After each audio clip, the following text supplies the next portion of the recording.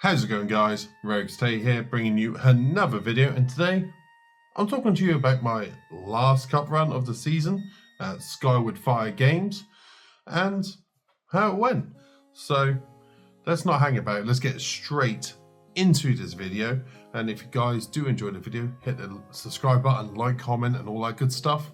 But let's get started off with what happened. So we went to Skyward for their cup, last one of the season, my last chance to win the playmat.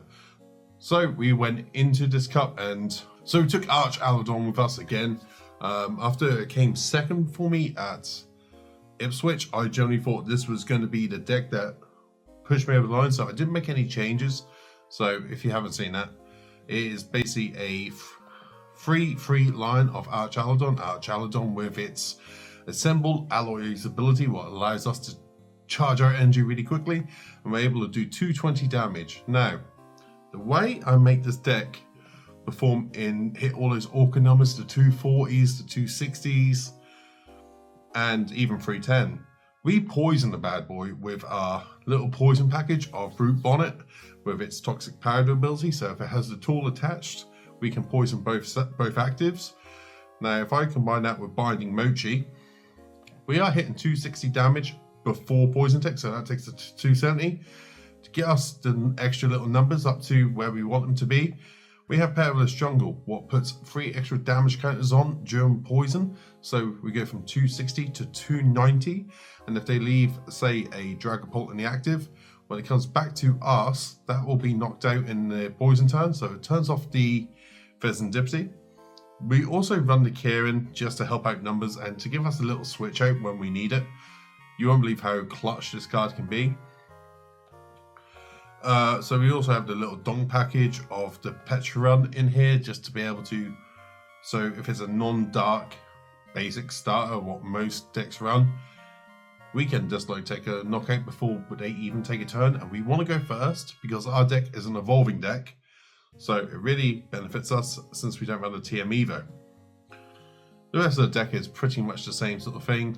It's all over there, have a look. You can see it, all pause it, be in the description and all that good stuff. But anyway, let's hop over to round one.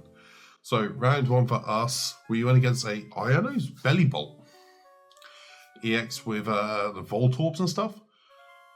I had no idea what I was doing in this matchup. Their single prizes, they can take really big hits.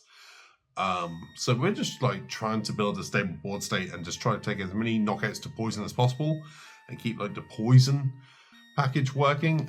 We won game one. We went to game two where they picked it away from me. So we end up just sort of tying. So we start the day on 0-0-1.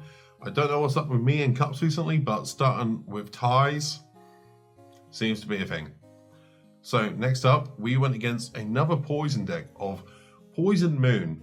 Now, Poison Moon is quite scary because they can one-shot us, but we can play around the poison ticks quite comfortably and just try to be annoying enough where we end up winning. So the 230 doesn't really scare me since we have poison.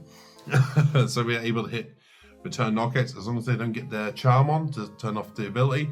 But then we have other way around, such as Kieran, such as just poison ourselves with the Binding Mochi. So there is ways to take the knockouts when we need them. So we end up going 2-0 in that game. Luckily, we won game one quite comfortably. And in game two, they breaked up to high heavens. So we end up taking like knockout on a Latias through 3 turns of poison. What is kind of absolutely hilarious. So next round after that, we went against Secret Box. Now this matchup for me, I do feel is very comfortable as long as we get set up in the right manner. Game one, we didn't get set up in the right manner. I really had to play out my skin to come back into that one. I scooped up nice and early because my board state was absolutely appalling, and I thought I can probably win 2 games out of this. So we end up going again. We get ahead. I make a cock up and give myself a 2-prize penalty. I called the judge myself because I looked at my deck when I was meant to, because I normally just flick over my cards to my hand when I count out 7 for Pokegear. But I caught the bottom card, and I want to play honorably, so I called the judge over, got a 2 prize penalty given against me. Well, it's completely fair. It did make sense. It could have been a little harsh, but that's neither here or there. We still won that game, and then in game 3, we done a lot more of the same sort of stuff. We targeted down Pikachus with the poison to make sure they knock out to poison so they don't get the Fez, control the hand size, done everything we should have. So we end up winning that round, and we're now currently 2-0-1. We're feeling really confident at this point because one more win sort of guarantees us into top cut. What was a top 4 cut at this cup? So, next round we went against a future Zacian build thing. So with the Tachyon bits with the Zacian who swings a lot of damage like turn 1 for no energy. So in this one, it wasn't too much of a bad matchup because we are all quite big HP. So it's really hard for them to take like the big knockout as long as we get evolved up. So once again, it was just a case of poison, attack, keep it going. We started off quite far behind in game 1, and somehow we was able to scoop it back. So I'm really happy. Then we end up winning that 2-0 as well. So we're doing very well on the day. So we're currently 3-0-1. Next round, we sort of looked at the pairings and the standings. Me and my opponent both agreed that we could ID into top cut, what I'd rather do to guarantee my spot. Looking at the other games around me and what I was probably going to be playing, because there's either Gholdengo with Dragapult built in, Terror Box, or another Joltik box. Looking at these matchups, I felt very confident in the deck, so I was like, okay, whatever I end up playing here, we should be okay into top 4. So, top 4 it was. We ended up going against Terror Box, who is my friend Benjamin. He finished top 8 at Birmingham, so he's a very, very high caliber player. Once again, my deck seemed to perform absolutely perfectly how it should, so it was just able to take knockout after knockout. We had the Pecharunt down ready for the sub-lock, so if he did try to sub-lock me out of the turn, we did have the pivot options with the Latias, the Pecharunt, so we just basically put up the Fezandipiti, retreat it, okay, keep on attacking. So we end up winning that 2-0. Once again, a lot of nice Iono plays, a lot of playing around, making sure we take out all the terrors so we couldn't use the knockdowns.